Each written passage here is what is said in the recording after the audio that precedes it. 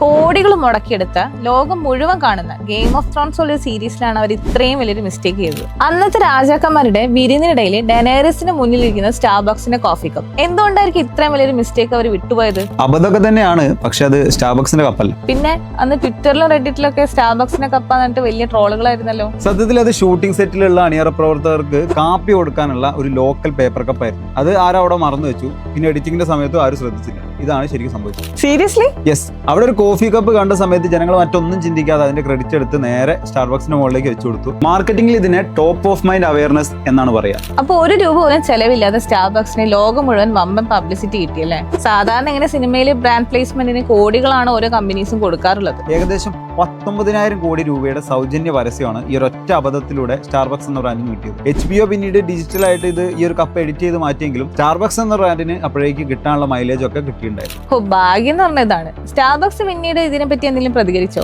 അതിലാണ് ബ്രില്യൻസ്. അവർ ആ scene വഷളാക്കിയില്ല. അവരെന്തുകൊണ്ട് dragon drink order ചെയ്തില്ല എന്നതിലാണ് ഞങ്ങൾക്ക് അത്ഭുതം. എന്നൊരൊറ്റ ട്വീറ്റിലൂടെ ഈ ഒരു സിറ്റുവേഷൻ അവർക്ക് അനുകൂലമാക്കിയത്. സമ്മതിക്കണം, ഇന്ന് ശരിക്കും കേരളത്തിൽ പല സിനിമകളിലും ഇന്റൻഷനലി ബ്രാൻഡ് പ്ലേസ് ചെയ്യുന്ന പോലെയല്ല. ഇതിപ്പോ ജനങ്ങൾ പോലും അറിയാതെ അവരുടെ മൈൻഡിൽ കയറി പറ്റുക എന്ന് തന്നെയാണ് ആബ്സല്യൂട്ട് ബ്രാൻഡ്.